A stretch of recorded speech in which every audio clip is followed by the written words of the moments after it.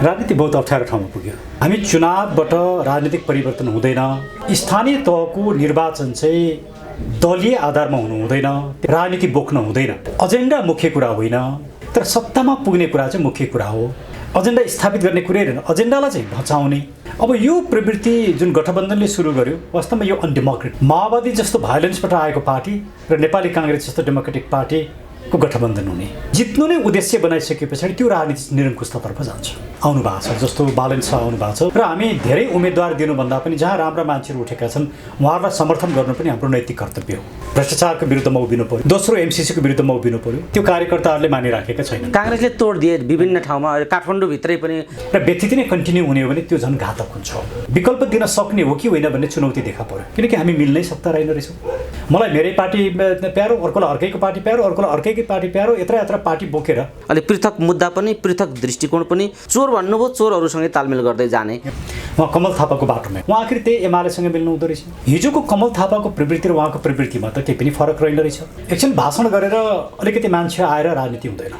राजाले कुनै पनि पोलिटिकल पार्टीसँग सहकार्य गरेका छैनन्, राजा गर्दैनन्। राज संस्था आउँछ।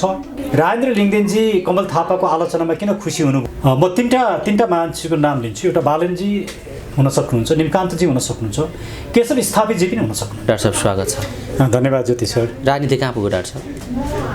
राजनीति बहुत अप्ठ्यारो ठाउँमा पुग्यो। निर्वाचन छ, निर्वाचनको माहौल छ।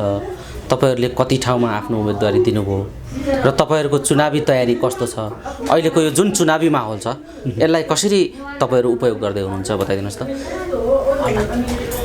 सबभन्दा पहिला त हाम्रो पार्टीको तर्फबाट शङ्ख चुनाव चिन्ह लिएर लगभग 2200-2300 साथीहरू मुलुकका विभिन्न ठाउँमा उम्मेदवार बन्नु भएको छ। त्यो आफैमा मेरो लागि चाहिँ ठुलो उपलब्धि हो, किनभने हामी चुनावबाट राजनीतिक परिवर्तन हुँदैन भन्ने विचार राख्ने व्यक्तिहरू, तर चुनावमा नजाँदाखेरि नेपालका लागि नेपाली चाहिँ अनडेमोक्रेटिक हो भन्ने आरोप लाग्ने भएकाले हामी चुनावमा गएका हौँ। चुनावमा हामीले धेरै ठुलो प्रायोरिटी दिएनौँ। त्यसैले चुनावमा जो साथीहरू उठ्नु भएको छ, जुन एजेन्डालाई स्वीकार गर्नुभएको छ, त्यो चुनावमा उठ्नु नै हाम्रो लागि जित हो। त्यसले यसलाई हामीले चुनावलाई खर्चिलो पाराले भड्किलो बनाएर प्रचार प्रसार गरेर मतदाता किनेर उम्मेदवार किनेर जुन किसिमको एउटा विकृत निर्वाचन मुलुकमा छ, त्योभन्दा फरक किसिमको बिना पैसा एजेन्डाप्रति आस्था राखेर निर्वाचनमा उठ्ने र त्यही किसिमले आफ्नो एजेन्डालाई निर्वाचनमा प्रचार प्रसार गर्ने माध्यमको रूपमा मात्रै हामीले निर्वाचनमा लियौँ। तर अन टप अफ द्याट हामीले सँगसँगै स्थानीय तहको निर्वाचन चाहिँ दलीय आधारमा हुनु हुँदैन। त्यसले समाजमा ज्यादै ठुलो विकृति निम्त्यायो, समाजलाई विभाजित बनायो र स्थानीय सरकार भनेको नागरिकको दैनिक जीवनमा सरकार राख्ने सरकार हो, जन्मदेखि मृत्युसम्मको सेवा दिने सरकार हो। त्यस्तो सरकार चाहिँ राजनीतिक रूपमा विभाजित हुनु हुँदैन, त्यसले राजनीति बोक्न हुँदैन भन्ने हाम्रो विचार भएकाले लगभग हामीले थुप्रै स्वतन्त्र उम्मेदवारहरूलाई सपोर्ट गरेका छौँ। अहिले स्वतन्त्र उम्मेदवारी अभियान भन्ने सुरु भएको छ। त्यस अन्तर्गत लगभग 5500 मानिसहरू स्वतन्त्र उम्मेदवारको रूपमा मुलुकभरि उठ्नु भएको छ। त्यो पनि एउटा ठुलो उपलब्धिको रूपमा मैले लिएको छु। यसले के देखिन्छ भने अहिलेको समग्र निर्वाचनलाई हेर्दाखेरि 2-3वटा राजनीतिक प्रवृत्तिहरू देखिए। एउटा प्रवृत्ति एजेन्डा मुख्य कुरा होइन, एजेन्डालाई भर्याङ बनाउने, तर सत्तामा पुग्ने कुरा चाहिँ मुख्य कुरा हो। त्यस कारणले गर्दाखेरि जोसँग जहाँ मिल्न सकिन्छ त्योसँग मिलेर चुनाव जित्ने। एजेन्डा मिल्नै परेन, एजेन्डाप्रतिको आस्था कमिटमेन्ट नै रहेन, एजेन्डा स्थापित गर्ने कुरै रहेन, एजेन्डालाई चाहिँ भचाउने, बेच्ने र आफ्ना मानिसहरूलाई सत्तामा पुर्याउने। अब यो प्रवृत्ति जुन गठबन्धनले सुरु गर्यो वास्तवमा यो अनडेमोक्रेटिक हो। डेमोक्रेसीमा गठबन्धन गरेर चुनाव लडिँदैन, आफ्ना राजनीतिक विचारका लागि लडिन्छ। कि त उहाँहरू सबै एउटै पार्टी बन्नु पऱ्यो, त्यो राम्रो कुरा हो, एउटै पार्टी बन्नुहुन्छ भने द्याट्स फाइन। तर माओवादी जस्तो भायोलेन्सबाट आएको पार्टी र नेपाली काङ्ग्रेस जस्तो डेमोक्रेटिक पार्टीको गठबन्धन हुने, जो एमालेमा सँगै बस्न सक्नु भएन, नेपाल कम्युनिस्ट पार्टी फुटाउनु भयो, उहाँहरूको गठबन्धन घटकसँग नेपाली काङ्ग्रेस मिल्ने, अनि एमाले राप्रपासँग मिल्ने, राप्रपा गठबन्धनसँग मिल्ने, त्यो जुन किसिमको देखियो यसले एजेन्डाको एक किसिमको अन्त्य र राजनीति चाहिँ स्वच्छन्दता र निरङ्कुशतातर्फको राजनीति। निरङ्कुशता किन भनेको भने जित्नु नै उद्देश्य बनाइसके पछाडि त्यो राजनीति निरङ्कुशतातर्फ जान्छ। त्यसले निरङ्कुशतातर्फको राजनीति, स्वच्छन्दतातर्फको राजनीति, एजेन्डाविहीन राजनीति जुन मुलुकमा देखियो त्यसको लागि अहिलेको गठबन्धन, एमाले, राप्रपा, मधेसवादी दल सबै उत्तिकै जिम्मेवार छन्। र यो एउटा ठुलो चिन्ताको विषय, राजनीति चाहिँ अस्तव्यस्त भएको मैले देखेँ। खालि नेपालका लागि नेपाली पार्टी मात्रै एउटा यस्तो पार्टी हो जो आफ्नो एजेन्डाप्रति कमिटेड छ, कसैसँग उसले सहकार्य गरेको छैन। हामी 1 भोट आओस्, 10 भोट आओस्, हारौँ जितौँ, यो कुरा हाम्रो महत्त्वपूर्ण कुरा होइन। हामी एजेन्डाको लागि कमिटेड छौँ भन्ने कुरा स्थापित गर्नु थियो। हामी एउटा डेमोक्रेटिक पोलिटिकल पार्टी हो भन्ने कुरा स्थापित गर्नु थियो। त्यो कुरामा हाम्रा साथीभाइहरू लाग्नुभयो। हुन त निर्वाचनको विषयलाई लिएर मेरो धेरै भूमिका रहेन, म आफ्नै अध्ययन अनुसन्धानमा नै म अहिले लागिराखेको छु। त्यसले गर्दा सागरजी, बालकृष्णजी लगायतका साथीहरूले जुन भूमिका खेल्नुभयो म उहाँहरूलाई धन्यवाद पनि दिन चाहन्छु। मेरो ज्यादै न्यून भूमिका छ र केही समयसम्म मेरो न्यून भूमिका नै रहन्छ। डाक्टर साहब, यसो भन्दै गर्दा नि ठ्याक्कै नेपालका लागि नेपाली पार्टीले आफ्नो शङ्ख चिन्हबाट निर्वाचन लड्ने गरी स्वतन्त्रलाई सघाउने त आफ्नो ठाउँमा छँदैछ, उपस्थिति नभएका ठाउँमा स्वतन्त्रलाई सघाउने नीति त तपाईँहरूको छँदैछ। तर ठ्याक्कै शङ्ख चिन्ह जो तपाईँहरूको चिन्ह छ, यो शङ्ख चिन्हबाट नेपालका लागि नेपाली पार्टीबाटै उम्मेदवारी चाहिँ सङ्ख्या कति हो? देशभरिमा कति सङ्ख्यामा उम्मेदवारी दिनुभयो?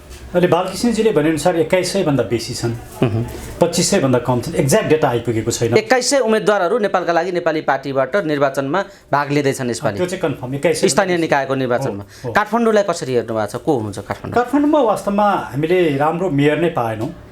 हुन त म यो निर्वाचनमा उम्मेदवारीको क्रममा निर्वाचनमा मेरो भूमिका लगभग शून्य नै छ। म लाग्नै सकिनँ, म लाग्दै लागिनँ। त्यसका पछाडिका 2-3वटा कारण हुन्। एउटा कारण चाहिँ के हो भने म दलीय आधारमा निर्वाचनमा जाने पक्षमै छैन। ठिक छ, तपाईँ लाग्नु भएन, तैपनि तपाईँको पार्टी लागेको छ। तर नेपालका लागि काठमाडौँलाई किन छोड्नुभयो? किन तपाईँले काठमाडौँलाई त्यति प्राथमिकतामा राख्नु भएन यो विषय भन्ने म तपाईँलाई एउटा चाहिँ के छ भने केही स्वतन्त्र उम्मेदवारहरू आउनु भएको छ, जस्तो बालन शाह आउनु भएको छ। उहाँ कस्तो हुनुहुन्छ मलाई थाहा छैन, मेरो उहाँसँग सम्पर्क। स्वतन्त्र उम्मेदवार त आउनुभयो, निमकान्त पाण्डेजीले पनि उम्मेदवारी दिनुभएको छ। आउनुभयो होइन, यस्ता धेरै साथीहरू आउनु भएको छ। अब उहाँहरूको एजेन्डा हामी हेर्छौँ, उहाँहरूको व्यक्तित्वलाई हेर्छौँ, उहाँहरूका भूमिकाहरू, उहाँहरूको स्ट्राटेजी के छ त्यसलाई हेर्छौँ। र हामी धेरै उम्मेदवार दिनुभन्दा पनि जहाँ राम्रा मान्छेहरू उठेका छन् उहाँहरूलाई समर्थन गर्नु पनि हाम्रो नैतिक कर्तव्य हो। त्यसैले हामीले काठमाडौँमा एक त हामी आफैले पनि हामीले खोजे जस्तो राम्रो उम्मेदवार पाएनौँ। दोस्रो, जो साथीहरू एउटा स्वतन्त्र उम्मेदवारको रूपमा आइरहनु भएको छ उहाँहरूलाई हामीले सघाउन सक्ने हुन्छ। अब केशव स्थापितजी नै पनि काठमाडौँको सन्दर्भमा धेरै महत्त्वपूर्ण काम गर्नुभएको, काठमाडौँलाई धेरै योगदान दिनुभएको व्यक्ति उठ्नु भएको छ। उहाँलाई हामीले डिसमिस गर्नुपर्ने या उहाँको विरोध गर्नुपर्ने कारण मैले देखेको छैन। त्यसैले हुनसक्छ हामीले केशव स्थापितजीलाई कुनै सहकार्य नगरिकन, उहाँहरूसँग कुनै गठबन्धन नगरिकन समर्थन पनि गर्न सक्छौँ। हामी कुन लाइनमा जान्छौँ अझै क्लियर छैन, किनकि भर्खर हिजो मात्रै अब उम्मेदवारीको प्रक्रिया सिद्धिएको छ। हामी आन्तरिक छलफलमै छौँ। तर हामी राम्रो मान्छेलाई, जहाँ हाम्रा उम्मेदवार छैनन् त्यहाँ राम्रा मान्छेलाई, जहाँ हाम्रा उम्मेदवार छन् ती उम्मेदवारलाई, नभएका ठाउँमा स्वतन्त्र उम्मेदवारलाई, स्वतन्त्र उम्मेदवार पनि ठिक छैनन् भने राम्रा उम्मेदवारलाई हामी सपोर्ट गर्छौँ। तपाईँहरूको नीति त्यो छ अहिले? हजुर। अब राम्रा उम्मेदवार बनाएको भन्ने प्रश्न उठ्छ। हाम्रा 2-3वटा क्राइटेरिया छन्। पहिलो, भ्रष्टाचारको विरुद्धमा उभिनु पऱ्यो। दोस्रो, एमसिसीको विरुद्धमा उभिनु पऱ्यो। तेस्रो, लिपुलेक, कालापानी लगायतका राष्ट्रियताका इस्युमा खरो उत्रिनु पऱ्यो।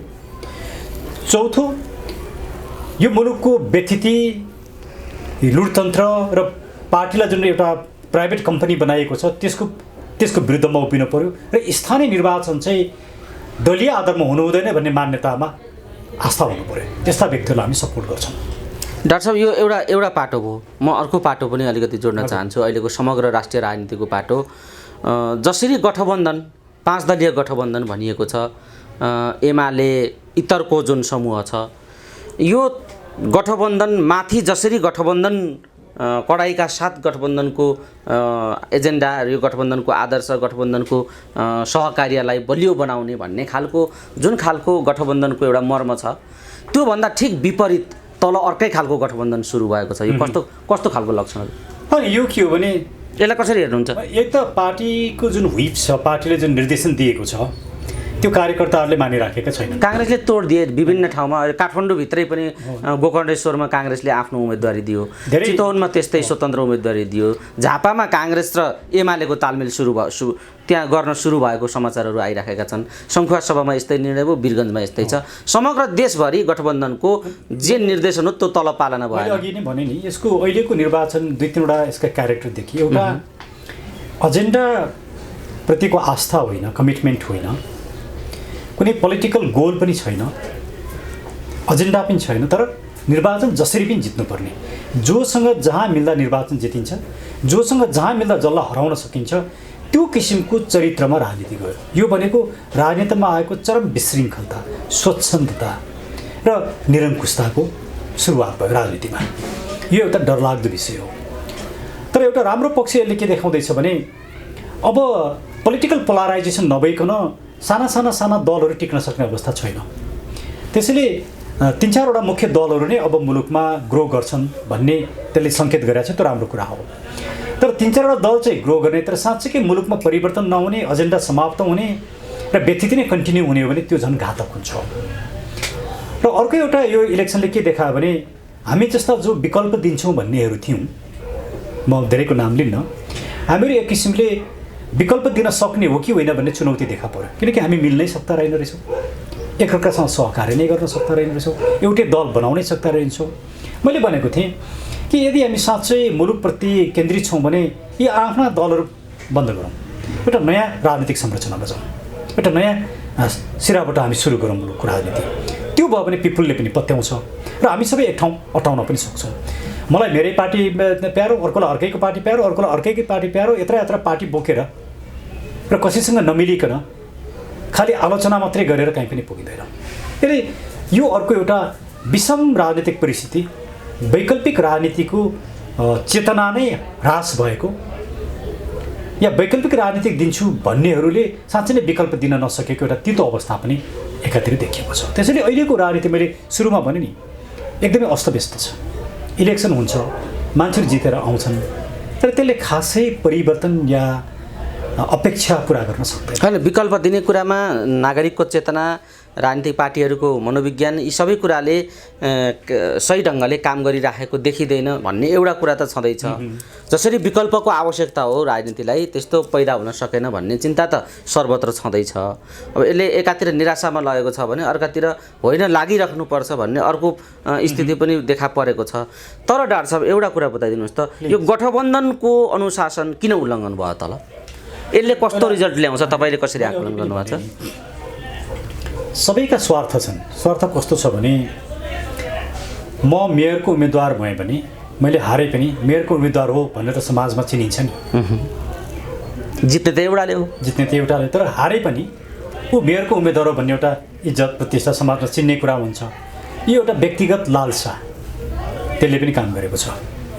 अनि अर्कोतिर हाम्रो पार्टीको उद्देश्यभन्दा विपरीत अनहोली अलायन्स, काङ्ग्रेसले कम्युनिस्टसँग मिल्ने, कम्युनिस्टले कोसँग मिल्ने, राप्रपाले कोसँग मिल्ने, यो एजेन्डाविहीन र विचारविहीन जुन विसङ्गति देखियो, केही मानिसहरू आफ्नो विचारप्रति आस्था मानिसहरू बागी बने, विद्रोही बने, त्यो पनि हो। तर समग्रतामा यो अलायन्सको जुन कन्सेप्ट आयो, गठबन्धन गरेर जित्नुपर्ने जुन विचार अवधारणा आयो, त्यो नै अनडेमोक्रेटिक हो भन्ने कुराले पनि काम गरेको छ। एउटा मात्रै फ्याक्टर छैन, मल्टिपल फ्याक्टर्स छन्। यसले एकातिर विद्रोह पनि जन्माइराखेको छ, सँगसँगै अर्कोतिर अनडेमोक्रेटिक प्र्याक्टिसेसहरूलाई पनि झनै मजबुत बनाइराखेको छ। तर यो अहिलेको राजनीति चाहिँ एकदमै क्लोजली यसलाई हेर्नुपर्ने, अब्जर्भेसन गर्नुपर्ने र एउटा नयाँ किसिमबाट अब समीक्षा गर्नुपर्ने मुलुकको राजनीतिलाई बेला आइसकेको छ। र यो समीक्षा गरेर एउटा नयाँ निचोडमा, नयाँ ढाँचामा पुग्नुपर्ने आवश्यकता छ। डाक्टर साहब, यसो भन्दै गर्दा अलिकति यी राजनीतिक दलहरू, संसदवादी राजनीतिक दलहरू, गणतन्त्रवादी राजनीतिक दलहरू भन्दा पृथक ढङ्गले आवाज उठाइराखेको र यी अरू चोर हुन् म चाहिँ साधु हुँ भनिराखेका राजेन्द्र लिङ्गदेनजी अलि पृथक मुद्दा पनि, पृथक दृष्टिकोण पनि, र अहिलेसम्म त्यत्रो धेरै विकृत विवादहरूमा नपरेको, भ्रष्टाचारमा नमोचिएको, अलि स्वच्छ छवि जस्तो देखिएको नेतृत्व राजेन्द्र लिङ्गदेनजीको, जो अहिले राप्रपाको नेतृत्व उहाँले सम्हालिसकेपछि राप्रपामा एउटा खालको उभार आयो भनिएको छ। यो उभारलाई तपाईँले अहिले कसरी हेर्नु भएको छ? एउटा कुरा। र अर्को कुरा, अन्य राजनीतिक गणतन्त्रवादी राजनीतिक शक्तिहरूको जुन ढर्रा हो जित्नै पर्ने र गठबन्धनको या तालमेलको जुन खालको पोलिसी हो त्योभन्दा अलग र पृथक चाहिँ उहाँ पनि हुन सक्नु भएन। चोर भन्नुभयो, चोरहरूसँगै तालमेल गर्दै जाने खालको एउटा खालको भूमिकामा उहाँ हुनुहुन्छ। उहाँको भाषामा मैले चोर भनेको, उहाँले अरूलाई चोर भन्नुभयो र उहाँहरू जसलाई चोर भन्नुभयो उहाँहरूसँगै तालमेल र गठबन्धनको बाटोबाट उहाँ आउनु भएको पनि हो र अहिले पनि त्यो बाटो चाहिँ उहाँले जारी राख्नु भएको छ। यो किन भएको छ र उहाँको भनाइ र गराइ, कथनी र करनी भन्छ नेपाली समाजमा, यो किन मिलिराखेको छैन, यसलाई कसरी हेर्नु भएको छ? मैले यहाँले नै मलाई राजेन्द्र लिङ्गदेनको बारेमा सोधेको प्रश्न 2-3 महिना अगाडि जस्तो लाग्छ।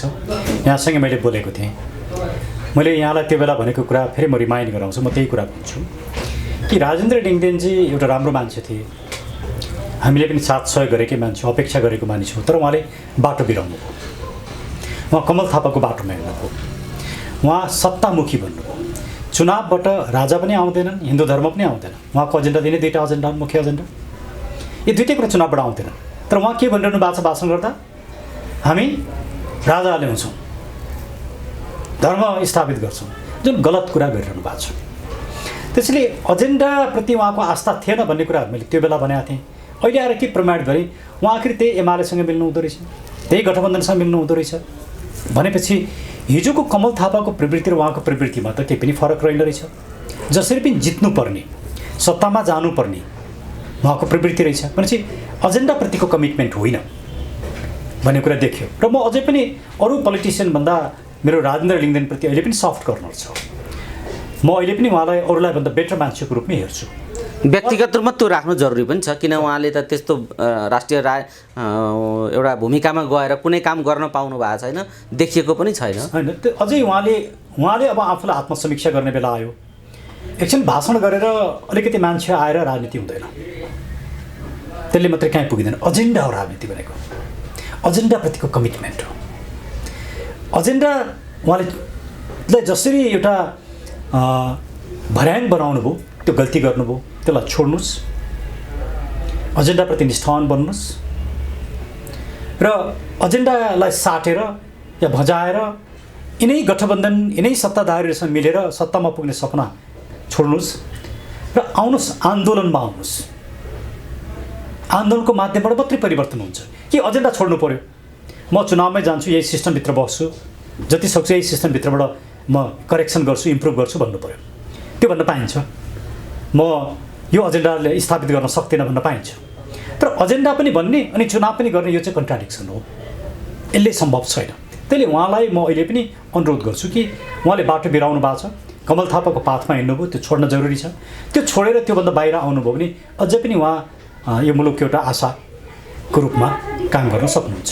डाक्टर साहब, एउटा प्रसङ्ग, यही प्रसङ्गमा राजेन्द्र लिङ्गदेनलाई महाराजको आशीर्वाद हो भन्ने कुराको तीव्र भण्डाफोर कमल थापाजीले गर्नुभयो। जुन कमल थापाले गर्नुभयो त्यसको खण्डन दरबारले पनि गरेन, ज्ञानेन्द्र सरकारको सचिवालयले पनि गरेन र त्यो आलोचनामा साह्रै न्यानो पनि मान्नुभयो राजेन्द्र लिङ्गदेनले।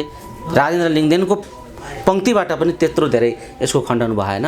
काहीँ न काहीँ कमल थापाका आरोपहरूको न्यानो नै उहाँले मान्नुभयो भन्ने खालको राजनीतिक उहाँको भूमिकामा त्यो देखियो। तर आज उहाँ निर्वाचनको मुखमा जे गर्दै हुनुहुन्छ, फेरि राज संस्था र गणतन्त्र बिचका अन्तर्द्वन्द्वहरूका बिचमा उहाँले गरेका कुराहरूको तालमेल चाहिँ हुँदैन।